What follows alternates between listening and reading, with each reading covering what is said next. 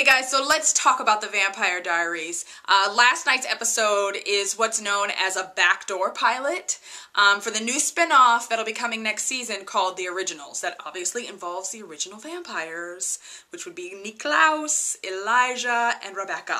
And it was a really good episode, you guys. I loved most of it. There was only a few things that really annoyed me, and we're going to talk about those, believe me. But for the most part, I am really excited to kind of see what happens with The Originals. It was a really solid kind of introduction to that show. Let's talk about Mystic Falls first, just because there's so little of it in this episode, really. Most of this episode took place in New Orleans. Now, remember in the last episode, the boys decided we're gonna go with plan B/C, and we're gonna lock Elena downstairs in the basement until we figure out, what to do to get her to kind of switch her humanity back on. So we briefly saw her, especially towards the end of the episode, we see Damon go in, and she just looks weak and hungry, and at one point he gives her a blood bag, and she's all excited, and she takes it, but there's vervain in the blood. So she's spitting the blood out, and he, of course, is like, do you feel something? Like, are you angry? Are you scared? Because he's trying to get her to feel anything. But she really kind of lays down the challenge, right? Because at one point she stands up at the end of the episode and she says, okay, if we're going to play this game, let's see who breaks first. Will it be me? Or will it be you? And I just want to note that when she said, will it be you, she was looking at Stefan. Because I think we all know if there's anyone that would break, it would be him, because he would, get emotional and not want to hurt her type of thing. Because basically the route they're planning on taking is via fear. Like they're going to use fear to get her to turn her emotions back on. So we see Klaus head to New Orleans, right? And we see him meet up with this other vampire there, and his name is Marcel. And Marcel was very handsome. Thumbs up to casting for The Originals, because Marcel. I will enjoy seeing him week after week, let me just say that. Right off the bat, we get that Klaus sired Marcel, but we also get that Marcel is kind of in charge now. Klaus and his family left New Orleans over 100 years ago, and Marcel has kind of been cultivating this vampire community, and he really is in charge of it. So he's in charge of all of these vampires, but he's also got a reign on the witches. We get that the witches used to be pretty powerful in New Orleans, but he's obviously got something that he's holding over them, because they're not allowed to do magic at all. Now remember, the whole reason that Klaus is going to New Orleans is because of this note that Catherine left him about a witch named Jane Ann Devereaux. And we meet her at the beginning, and her sister Sophie. We get that she's gonna do some spell, even though she knows that she's gonna get in trouble for doing that, but there's a reason why she's doing it. It has something to do with Klaus. We also see Haley. Oh my gosh, Haley.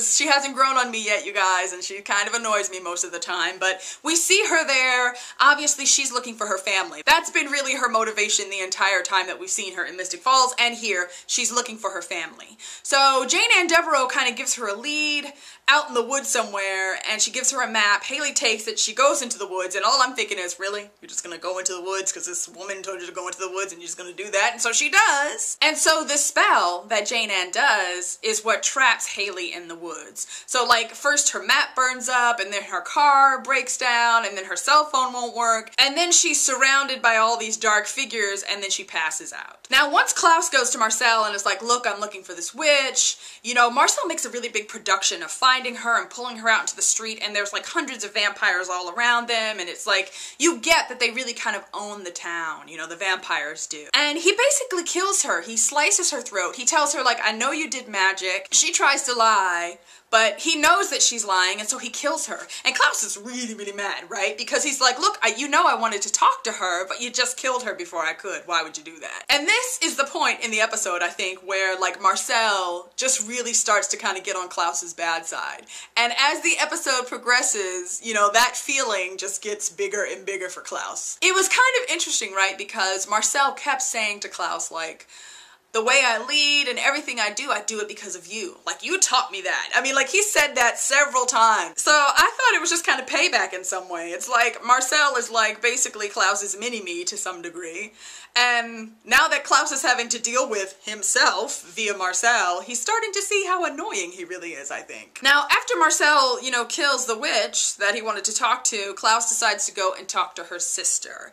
And you get that the sister's really scared and basically tells him, like, look, Marcel is is having you followed. I'm not talking to you with any of his people around because they'll kill me. And I think that's when Klaus kind of reaches his limit with Marcel. Like, he's being followed, you know, this guy killed the person he wanted to talk to, and he's also a little jealous. It's something that we find out later in the episode. He kind of sees this empire that Marcel has built, because obviously we know with Klaus, I mean, that's what he wants. That's why he wants all of these hybrids, because he wants community and he wants to be loved. He wants to be king, basically. So he goes to Marcel's and he's pissed, right? And this would be the moment, you guys, I think the only time ever that I have been ready for Klaus to like do his thing, right? Because Marcel tries to break bad with him, and Marcel tries to be like, you need to show me some respect. I am king here.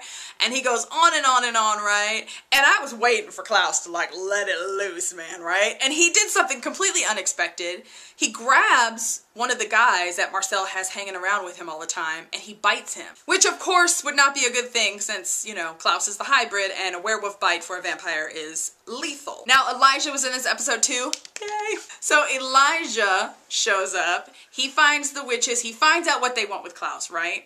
He actually saves Sophie because Marcel sends some vampires after her to kill her, or actually to find out what she knows about what Klaus wants.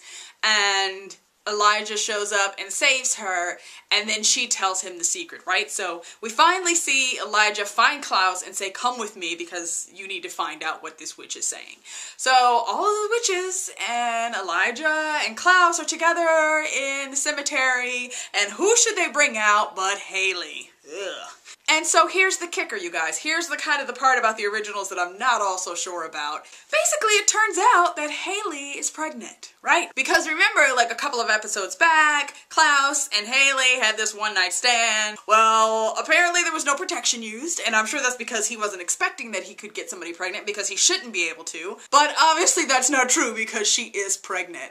And they try to explain that it has something to do with the fact that he was originally a werewolf and that he became a vampire through magic, so technically werewolves can have children. But why all of a sudden that's happening now? I mean, it's not like she's the first person he's ever slept with, so I don't really get that. So basically, yeah, Haley's pregnant, and it's some like magical crazy baby or something like that, which is why the witches want to protect it, and they want to use it to kind of get their power back from Marcel. And I'm not quite sure how I feel about all of this, right? Because does that mean all of a sudden the originals is going to be this show about Klaus being a daddy? Because that just seems really weird and not very like badass vampire for him to be like having a kid. And it makes me think of the show Angel. Like, did anybody watch Angel, which was a spin-off from Buffy the Vampire Slayer, which is the best show ever. If you've never watched it, you need to watch it.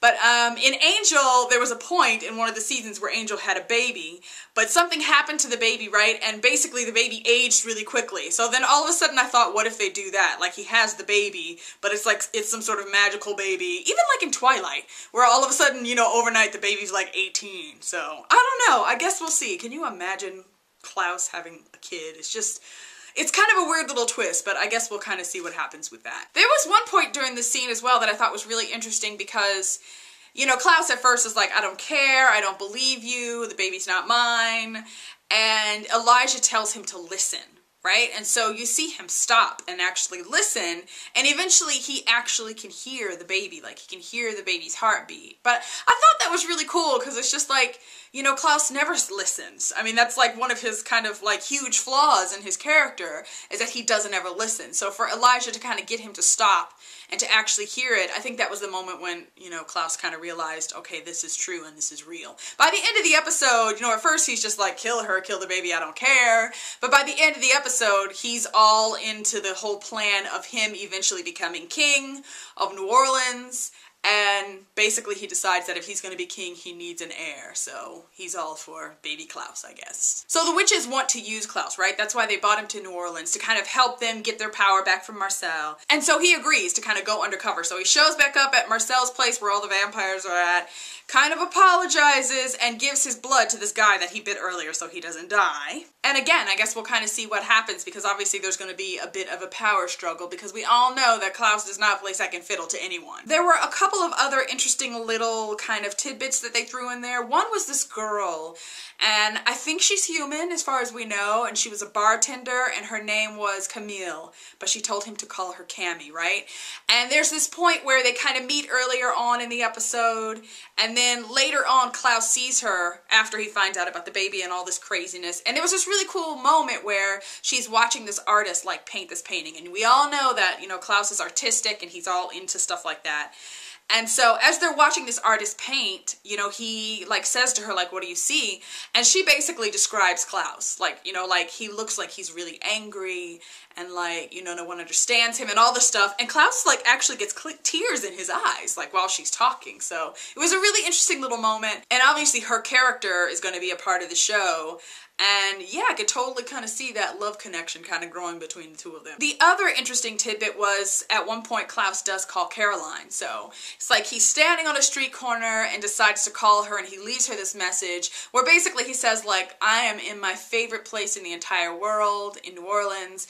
There's music and art and culture, and all I can think is that I want to show you this. And so it was like a really kind of sweet like little moment from Klaus, who's normally obviously very like bloodthirsty. So it was kind of cool to see him do that. But I don't really know how they're going to do the whole like Klaus and Caroline thing. Like, I mean, they're obviously still got that storyline going on the Vampire Diaries, but once the spinoff happens and he leaves, I mean, what are they going to have, a long distance relationship? I don't really see that happening, so I don't know, I guess we'll kind of have to see. By the end of the episode, we really get that Elijah has convinced Klaus that this is a chance for them to all start over again. And we even see Elijah try to talk to Rebecca, like try to talk her into coming as well.